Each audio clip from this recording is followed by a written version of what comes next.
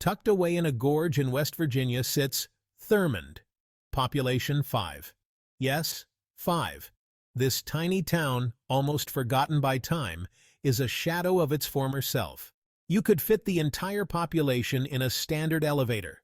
Imagine that, an entire town's worth of people in one small space, and still have room for their emotional baggage, which is mostly just sadness about living in Thurmond. The quiet streets echo with the memories of a more vibrant past. This wasn't always the case. Once upon a time, Thurmond was alive with the hustle and bustle of a thriving community. Thurmond was once a bustling hub, fueled by the mighty railroad and even mightier coal. Trains chugged through day and night, carrying coal that powered industries far and wide. Imagine a Wild West town, but with more coal dust and fewer gunfights. The streets were filled with miners, merchants, and travelers. Okay, maybe the same amount of gunfights. It was a rough and tumble place where the law was often just a suggestion. Back in the late 1800s, coal was king.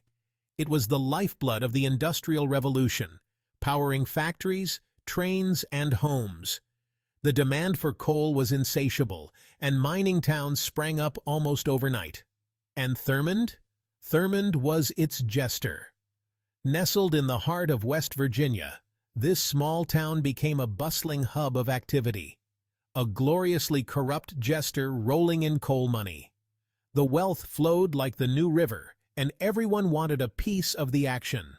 The Chesapeake and Ohio Railway, or C&O, laid down tracks, and boom! Thurmond exploded like a poorly managed mine shaft. Trains chugged in and out, carrying coal to far-off places and bringing prosperity to the town. By the 1920s, this town of just a few acres boasted banks, hotels, and all the trappings of wealth. It was a place where dreams were made, and even a red-light district. The nightlife was as vibrant as the coal fires that fueled the town's economy. It was a place where fortunes were made and lost faster than you could say black lung disease. The streets were always bustling with people, each one hoping to strike it rich, which, given the working conditions, was probably pretty fast. The miners toiled in dangerous conditions, risking their lives every day.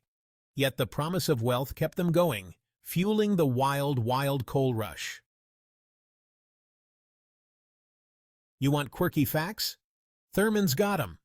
It was technically dry during Prohibition, but there's a catch. See, the train station bar was considered under federal jurisdiction, meaning booze flowed freer than a mountain stream. And get this, Thurmond once held the record for the most millionaires per capita in the U.S. Of course, with a population smaller than a boy band, it wasn't that hard. Still impressive, though, especially if those millionaires enjoyed a good train station cocktail. Section 4. The End of the Line. Sadly, all good and morally questionable things must end. As coal declined, so did Thurmond. The steam engine, Thurmond's lifeblood, went the way of the dodo. Cars became popular, and suddenly being a convenient train stop wasn't so convenient anymore. People left for greener pastures, literally.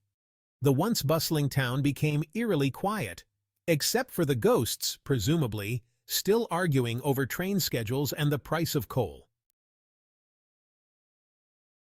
Section 5. Thurmond. Today, a ghostly echo.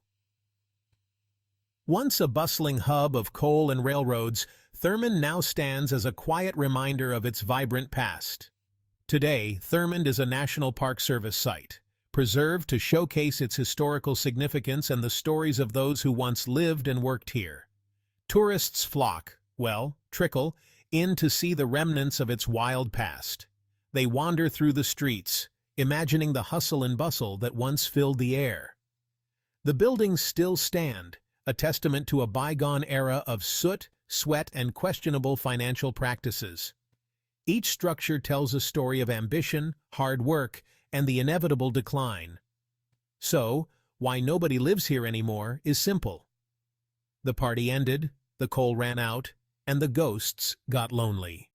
The once thriving community dwindled as the resources that fueled its growth were exhausted. But hey, at least the train station bar is probably still open. In the spectral realm at least. It's a place where the echoes of laughter and clinking glasses might still be heard, if you listen closely enough.